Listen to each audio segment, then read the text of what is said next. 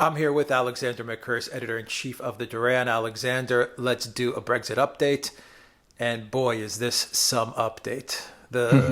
All the signs are pointing to what, Alexander? You told me two outcomes. Real briefly, Yeah, before we did this video, you said it looks like there's two outcomes. What are those two outcomes? right. Well, I mean, the essential point is that we're looking at a extension because it's becoming increasingly clear that Boris Johnson, for all his brave talk about getting round the Ben Letwin law, is going to ask for another 3-month extension. The reason he's going to do that is because he's not prepared to break the Ben Letwin law. And of course, the European Union has rejected the deal he offered. The European Union is going to go on rejecting every offer that is made now, because as far as they're concerned, why should they agree to any offer? And they're going to reject it until what? Right. Because This is this is the doozy. this is the condition.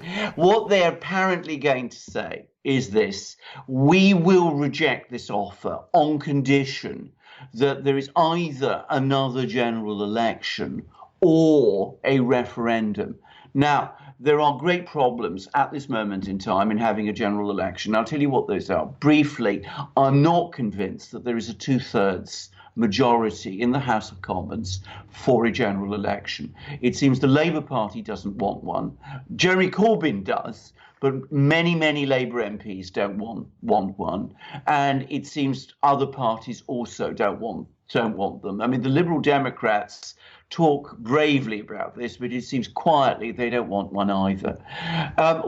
So that leaves now the option of another referendum. Now, the point to understand about another referendum is that it's clearly what Remainers, the Remain lobby, now want. They want a referendum before there is an election. If there is going to be a referendum, what is that referendum going to be about? There is no agreed deal with the European Union. There is no agreed deal between Britain and the European Union. So we can't propose that deal to the British people. So it looks to me as if the intention is to have a referendum in which the options would be Remain or presumably some kind of nebulous Brexit outcome, with everybody agreeing that they don't want a no deal Brexit, because that's now become the official mantra accepted by all the parties apart from the Brexit Party and Nigel Farage, and with no deal apparently ruled out. Now, that kind of scenario, it's very difficult to see how Remain can lose, because realistically, you're offering a clear solution, which is Remain, as against a very uncertain one, which is a Brexit on the terms that no one has been able to define. So it looks to me, if I have to be frank, that this looks to me like an attempt to rig a referendum before a general election is held, which will result in a Remain outcome and in a cancellation of Brexit entirely.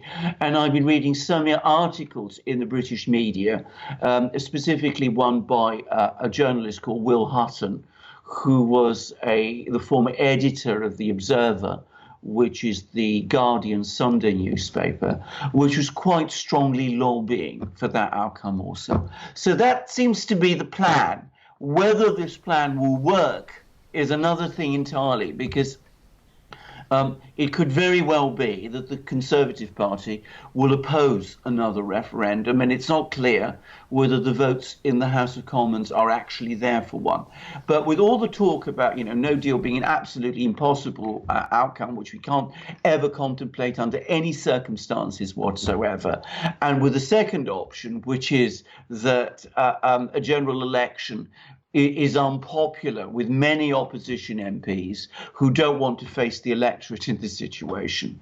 A referendum before an election with no clear Brexit on offer, no clear Brexit deal on offer, is starting to look like a very real possibility.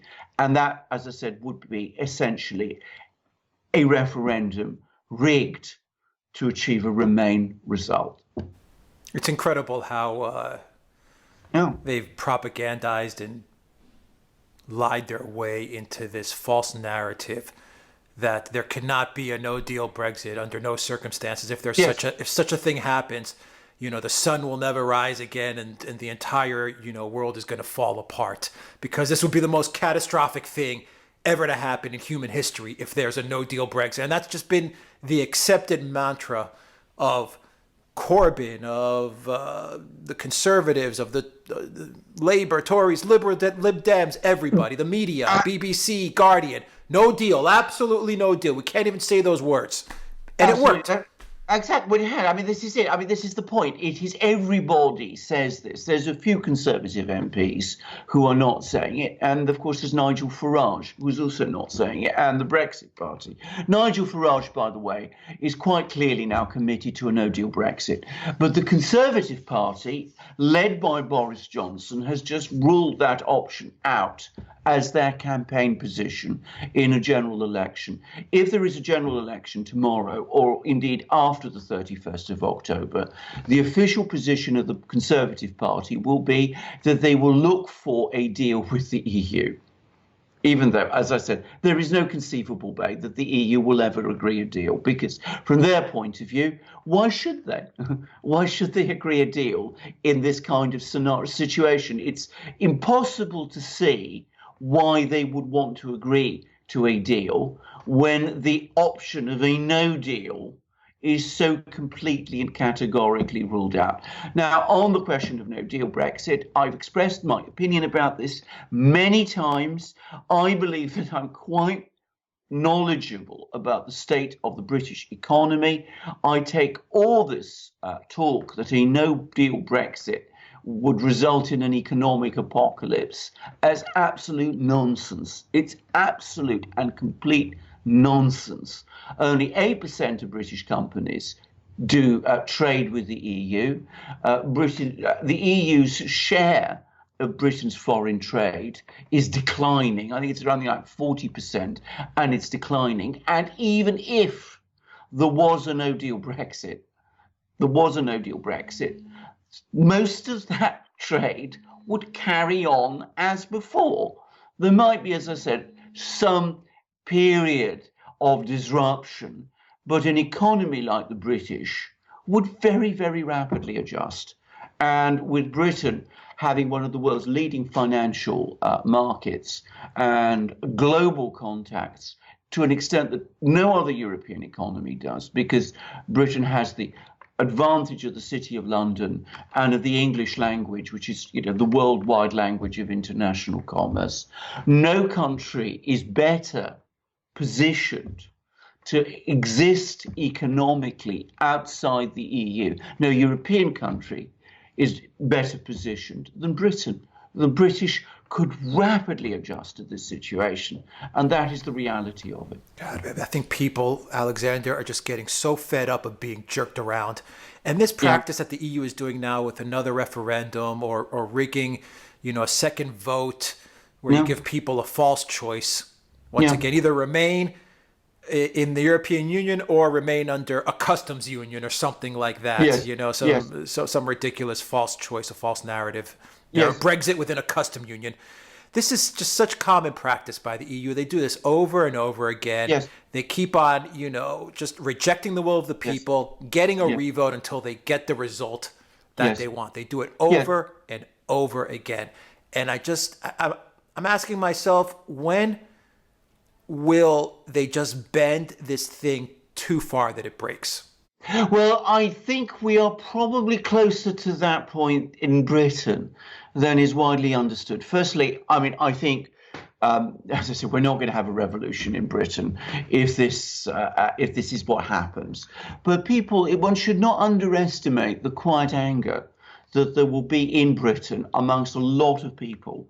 And over time, that anger will have consequences. It will affect the way people behave and the way people vote, and it will mean the breakdown of the compact between the British political elite and the British people. Now, I have to stress anyway, and in addition, that seems to be the direction of events.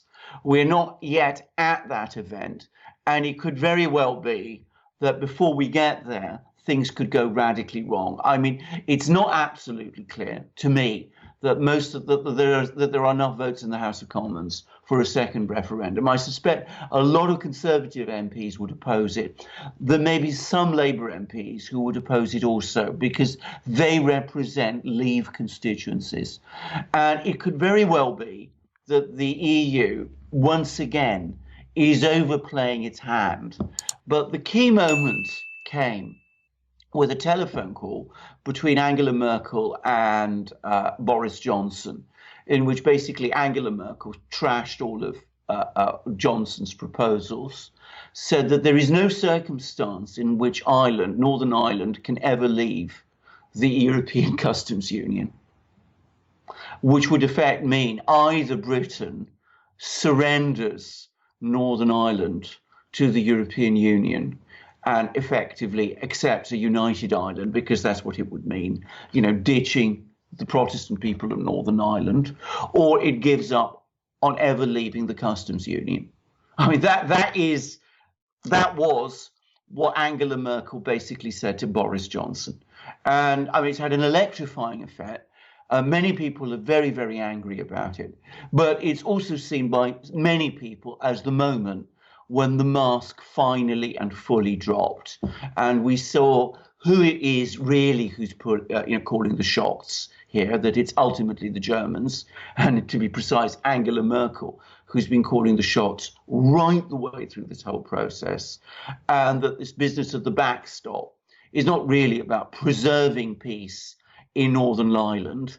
It is about keeping Britain inside the customs union. So that's really what it's all about. That was really what it was all about. And it seems to be opening up this whole scenario now of Britain being maneuvered towards reholding the referendum, because it's not really a second referendum. It's really an attempt to hold the 2016 referendum all over again, but with a rigged outcome.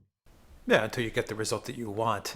Exactly. Angela Merkel back to her old tricks again. Yeah, absolutely. What can you say about her? The world will be a better place when she goes, but God knows who they're going to put in her place when she leaves. Well, can I just say something about this? I mean, David Cameron, remember him? He was the Prime Minister who called the 2016 referendum sure that people would vote Remain. His book, his memoirs, have recently been published, and they are, like all politicians' memoirs, incredibly mendacious and shouldn't be taken fully seriously. But one of the things that really comes across very strongly is his incredible anger towards Angela Merkel and the way in which he found Angela Merkel a totally treacherous individual. And he refers there to the half-life of a Merkel promise. In other words, Merkel always comes across as very reasonable, very accommodating, always willing to meet you halfway. She makes all sorts of promises. Those promises are never kept. She never keeps them. She always, in the end, breaks her promises. But like a lot of, the globalist people nowadays, she has a very, very powerful media apparatus which is working for her all the time. So she has simultaneously this reputation for being this, tremendously straight-talking, prudent, Schwabian housewife, says it as it is, very, very honest, very rigorous, very Christian. And the reality is, behind the scenes, she is treacherous and completely Machiavellian. Yeah, I mean, being in Greece and in Cyprus, we've lived through Angela Merkel's treachery. We know exactly who she is. She's a snake. She's a snake. She's manipulative. She's treacherous, like you said. She's a globalist and elitist.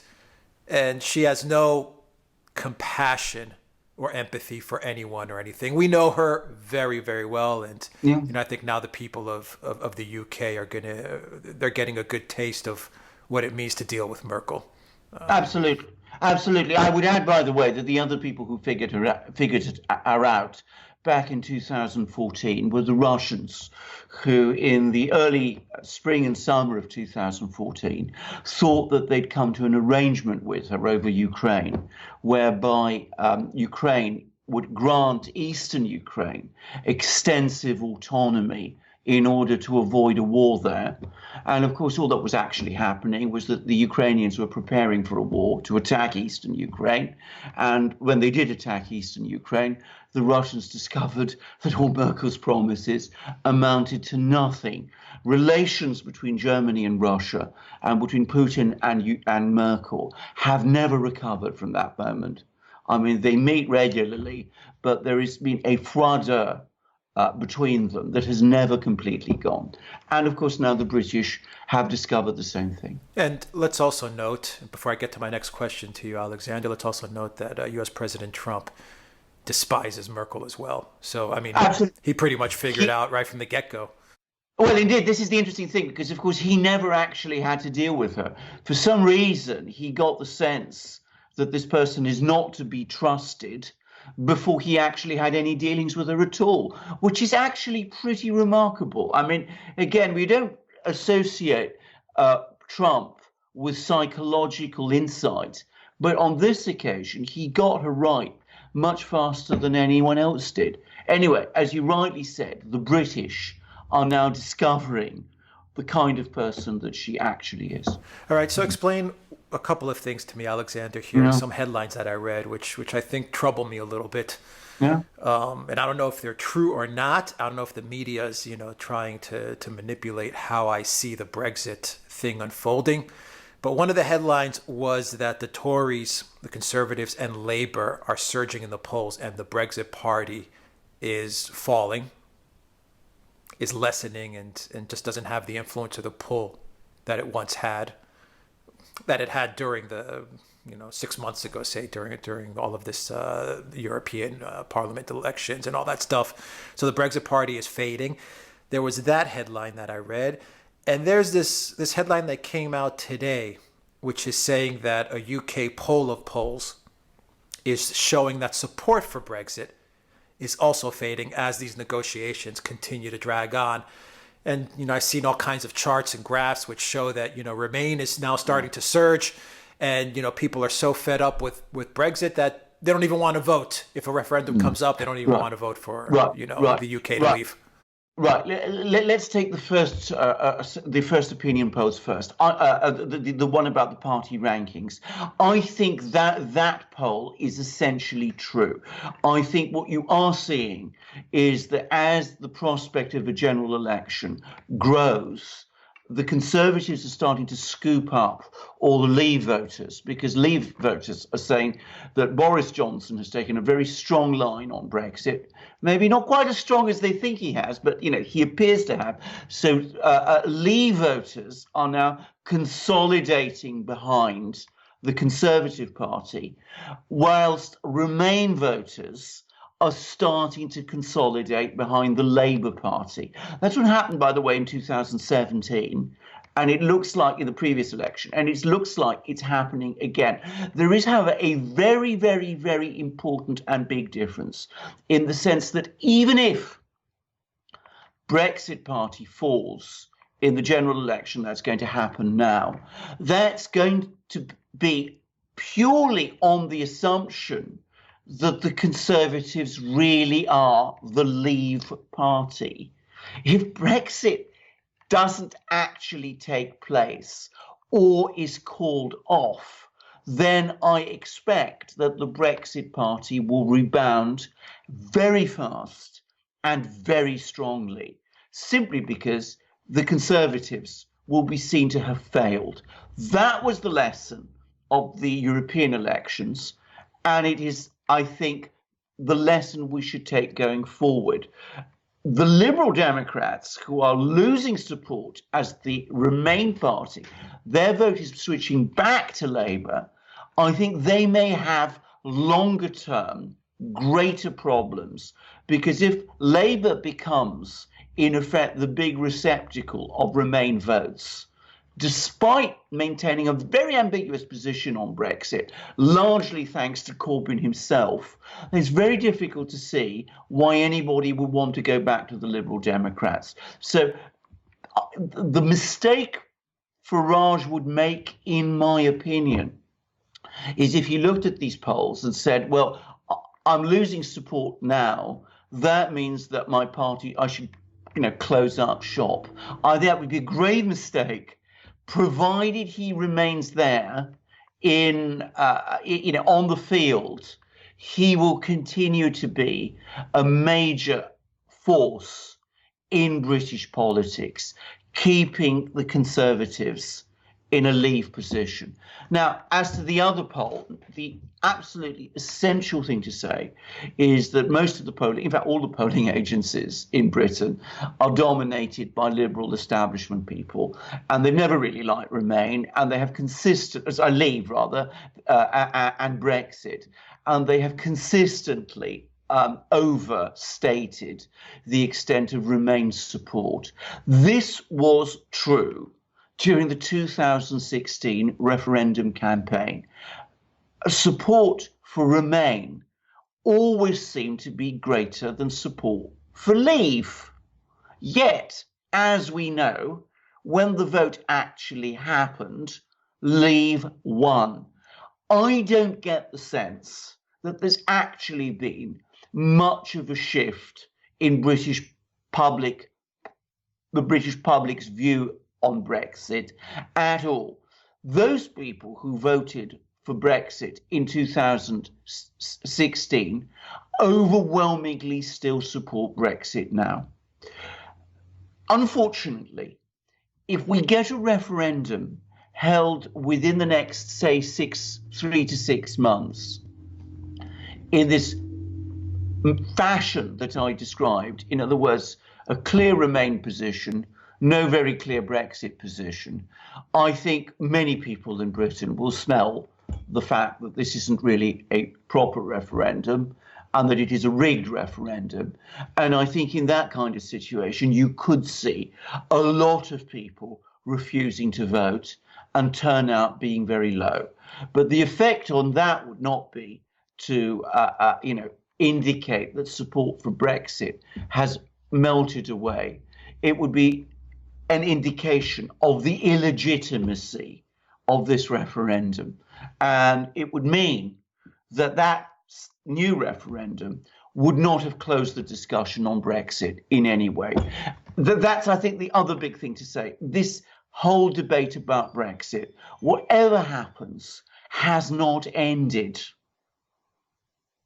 It will come back in some form, in an even bigger form than it has now, because the forces that are pushing for Brexit in Britain not only have not gone away, but are still there, and the reasons why people would want a Brexit are getting stronger. All right. Alexander Mercouris, editor-in-chief of the Duran. Thank you very much. Guys, if you like this video, click on the subscribe button down below. Smash that like button. Make sure to click the notifications bell as well. And share this channel outside of YouTube on any social networks you can, or via email, or just word of mouth. It really helps get the word out about this channel. And your help is very much appreciated, as is your help when you donate to the Duran via PayPal, Patreon, and Subscribestar. You'll find those links in the description box down below. And you can also get an audio copy of this video, so make sure to check us out on iTunes and on Soundcloud. And something else that helps get the word out about the Duran is when you purchase our merchandise and you drink from a magic mug, and other people see you drinking from that magic mug and they'll say, what a cool mug that is. Or when you wear some nice Duran apparel, like that long sleeve that Alexander's wearing, or this black polo with the gold double-headed eagle that I am wearing. Everyone, I'm sure, will stop you and say, hey, cool shirts. Where'd you get that?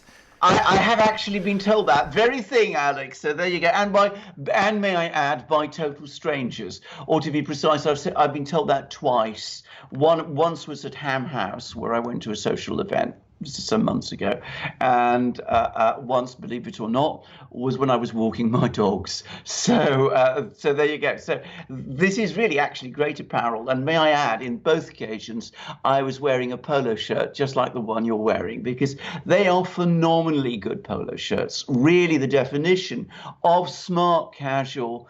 They are beautifully made, 100% cotton, amazingly dyed. Everybody who buys them is thrilled by them. The feedback we're getting from our customers about our polo shirts, and our shirts generally, like this really great long-sleeved t-shirt, and we've got short sleeve t-shirts as well, all kinds of t-shirts. You can find them all on our shop. Anyway, the quality is extremely high, and our customers love them, and they love also our hoodies and our stickers and our hats, and they absolutely adore our great mugs, like the one I've got at the moment, which is the one with the Alpha Force badge. To those who haven't been watching our programs before, the Alpha Force is Russia's elite special forces unit. Russia has many special forces units, as the US does, but this is by general agreement, the best one. And these are really tough, highly disciplined, very effective soldiers who have done some remarkable things in all the various wars that they've been involved in, including, by the way, the Syrian war, where it's known that they've been deployed. And you can see what an elegant emblem they have, and it looks great on these remarkable 15-ounce perfect porcelain, extremely elegant mugs. I mean, they are gloriously beautiful mugs to hold and drink from. I drink tea from mine mainly. And because they're porcelain, and such a good porcelain body, they're light and strong, and importantly, they don't chip. So you've got great mugs, you've got great apparel, you've also got some books.